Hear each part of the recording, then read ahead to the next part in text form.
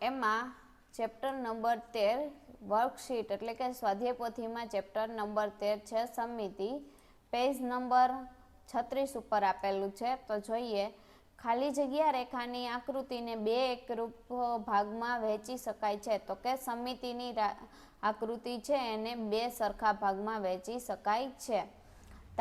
બીજી ખાલી જગ્યા છે, તાજમહેલના ચિત્રને ખાલી જગ્યા સમિતિની રેખા છે. તો એમાં જવાબ આવશે 1, બરોબર. વચ્ચેથી એક સમિતિની રેખા હોય છે.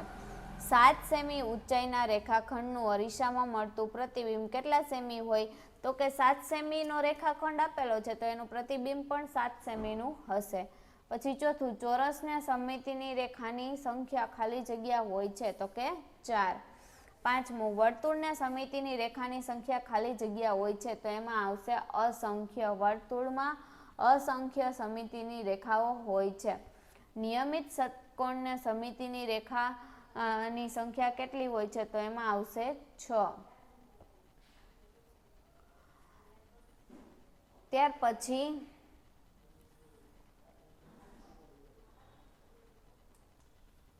સમબાજુ ત્રિકોણને સમિતિની રેખાઓ કેટલી હોય છે? તો એમાં આવશે 3. ત્યાર પછી લંબચોરસમાં સમિતિની રેખાઓ કેટલી હોય છે? તો એમાં આવશે જવાબ 2. અંગ્રેજી મૂળાક્ષર એસ ને સમિતિની રેખાઓ કેટલી હોય છે? તો એમાં આવશે 0. અંગ્રેજી મૂળાક્ષર એચ ને સમિતિની રેખાઓ કેટલી હોય છે? તો એમાં આવશે જવાબ 2. ત્યાર પછી બીજી ખાલી જગ્યા, પ્રશ્ન નંબર 2 છે, ખાલી જગ્યા પૂરો. તો એમાં પેલું છે, વિષમબાજુ ત્રિકોણને સમિતિની રેખાઓ. વિષમબાજુ એટલે કે એકોય બાજુ સરખી નથી, એટલે એને એકોય સમિતિની રેખાઓ હોતી નથી, એટલે એમાં જવાબ આવશે 0. સમદ્વિબાજુ ત્રિકોણને સમિતિની રેખાઓની સંખ્યા ખાલી જગ્યા હોય છે. એમાં જવાબ આવશે 1, કારણ કે બે બાજુ સરખી છે એટલે એમની વચ્ચે સમિતિની રેખા મળે. ખાલી જગ્યાને સમિતિની રેખાઓ અસંખ્ય હોય છે. એમાં જવાબ આવશે વર્તુળ. ખાલી જગ્યાને સમિતિ રેખાઓની સંખ્યા 4 છે. એમાં જવાબ આવશે ચોરસ. ખાલી જગ્યા ત્રિકોણને સમિતિની રેખાઓની સંખ્યા 3 છે. તેમાં આવશે જવાબ સમબાજુ ત્રિકોણ. રમવાના પત્તામાં લાલના છક્કાના પત્તાને સમિતિની રેખાઓની સંખ્યા કેટલી છે? તો એમાં જવાબ આવશે 1. ખાલી જગ્યાનું પ્રતિબિંબ મૂળ જેવું જ અરીસામાં એ છે અને અરીસાની સામે રાખો તો એનું પ્રતિબિંબ એના મૂળ પ્રતિબિંબ જેવું જ દેખાશે. જ્યારે એન છે એને અરીસાની સામે રાખશો તો એનું પ્રતિબિંબ મૂળ જેવું દેખાતું નથી. ત્યાર પછી જોડકા જોડવાના છે. તો કે વિષમ બાજુ ત્રિકોણ, તો એની સામે આવશે કે એની એકોય સમિતિની રેખાઓ હોતી નથી, એટલે કે ઓપ્શન ઈ. ત્યાર પછી સમદ્વિબાજુ ત્રિકોણ, તો એમાં બે સમિતિની રેખાઓ હોય, એટલે એનામાં સમદ્વિબાજુ કીધું છે, એટલે એનામાં એક સમિતિની રેખા હશે, એટલે ઓપ્શન આવશે ડી. સમદ્વિબાજુ ત્રિકોણ, તો એમાં સમબાજુ ત્રિકોણ, તો સમબાજુ ત્રિકોણમાં સમિતિની 3 રેખાઓ હોય, એટલે એમાં આવશે બી. લંબચોરસ છે એમાં સમિતિની 2 રેખાઓ હોય છે, એટલે એમાં આવશે ઓપ્શન સી. ત્યાર પછી પાંચમું છે ચોરસ, એમાં સમિતિની રેખાઓ 4 હોય છે, એના માટે આવશે ઓપ્શન એ.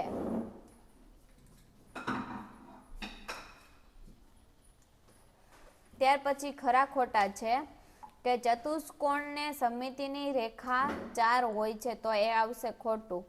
ત્યાર પછી પંચકોણને સમિતિની 5 રેખા હોય છે, તો એ આવશે ખોટું. ફૂટબોલમાંના ચિત્રને સમિતિની રેખા અસંખ્ય હોય છે, કારણ કે ફૂટબોલ છે એ આ વર્તુળ જેવો ગોળ છે, તો વર્તુળમાં તમે અસંખ્ય બાજુમાં ઘણી બધી સમિતિની રેખાઓ દોરી શકો, એટલા માટે અહીંયા સાચું આવશે વિધાન. ધનુષ્યના ચિત્રને સમિતિની એક રેખા હોય છે. ધનુષ્યનું ચિત્ર તમે જુઓ તો એમાં સમિતિની બરોબર વચ્ચેથી એક રેખા હોય છે, એટલા માટે સાચું. નોટબુકને સમિતિની 6 રેખાઓ હોય છે, તો એ આવશે ખોટું. હવે નોટબુક લગભગ કેવી હોય તો કે લંબચોરસ હોય તો એને 2 સમિતિની રેખાઓ હોય, અથવા તો નાનકડી એવી નોટબુક જો હોય ચોરસ આકારની હશે, તો એમાં કેટલી સમિતિની રેખા હોય તો કે 4 સમિતિની રેખાઓ હોય. તો અહીંયા તમને 6 કીધી છે, તો 2 કે 4 હોઈ શકે, એનાથી વધારે હોઈ શકે ને, એના માટે આવશે ખોટું.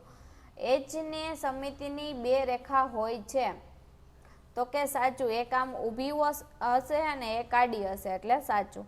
આઈ ને સમિતિની એક રેખા હોય છે, તો એમાં આવશે ખોટું. મૂળાક્ષર એફ ને સમિતિની બે રેખા હોય છે, તો કે ખોટું.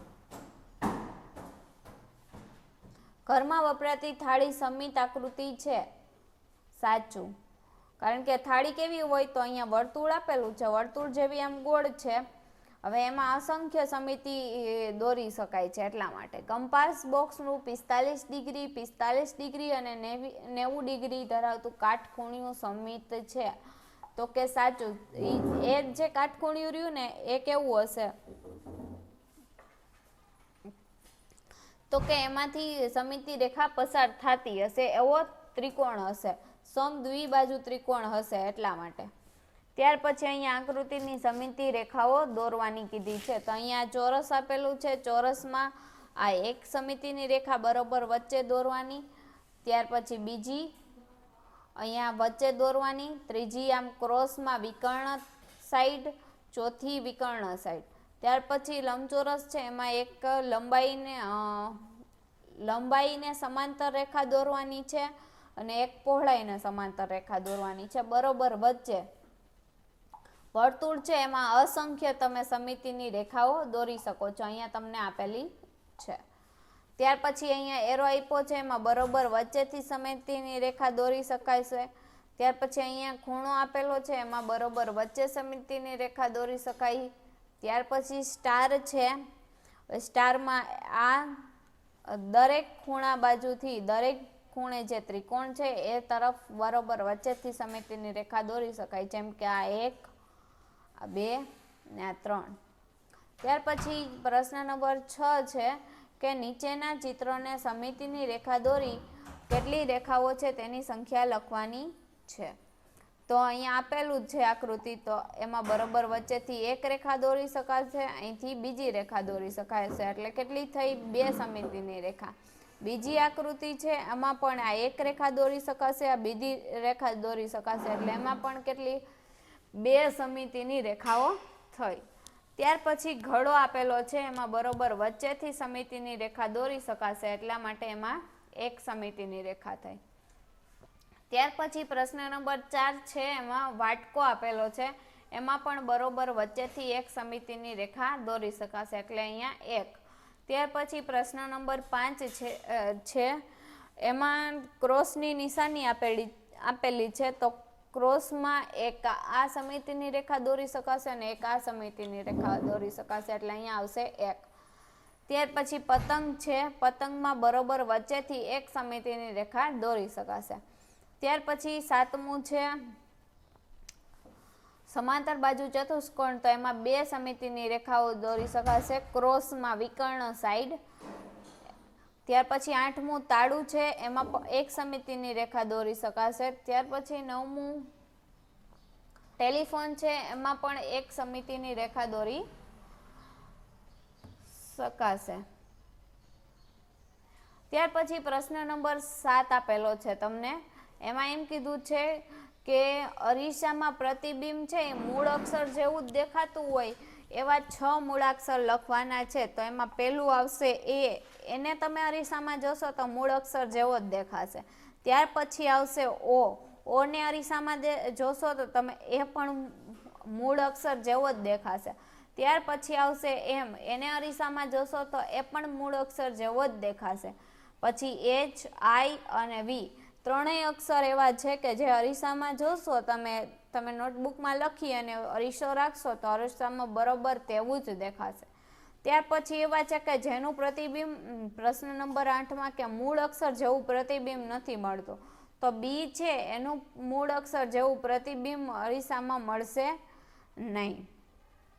એફ છે તો એનું પણ મૂળ અક્ષર જેવું પ્રતિબિંબ મળશે નહીં. એન, એસ, એલ અને પી આ અક્ષર છે જેનું અરીસામાં મૂળ અક્ષર જેવું પ્રતિબિંબ મળતું નથી. ત્યાર પછી અહીંયા મૂળાક્ષરના અરીસામાં પ્રતિબિંબ આપેલા છે, તો અહીંયા આવશે એ, પછી એલ, અહીંયા છે એવો જ દોરવાનો છે, પછી એલ છે, ત્યાર પછી એક્સ અને ત્યાર પછી પી આપેલો છે. ત્યાર પછી અહીંયા આકૃતિ આપેલી છે, અહીંયા તમને બે સમિત રેખાઓ દોરેલી છે, એમાંથી પૂર્ણ કરવાની છે આકૃતિ. તો અહીંયા ઉપર છે એવું જ અહીંયા નીચે દોરવાનું છે, એવું બાજુમાં અને અહીંયા નીચે દોરવાનું છે. એવી જ રીતના અહીંયા પણ ઉપર જેવી રીતના ચોરસ ખાનાનો ઉપયોગ કરીને આકૃતિ દોરેલી છે, એવી જ રીતે અહીંયા ચોરસ ખાનાનો આકૃતિ દોરી અને ઉપયોગ કરી અને તમારે આકૃતિ દોરવાની છે.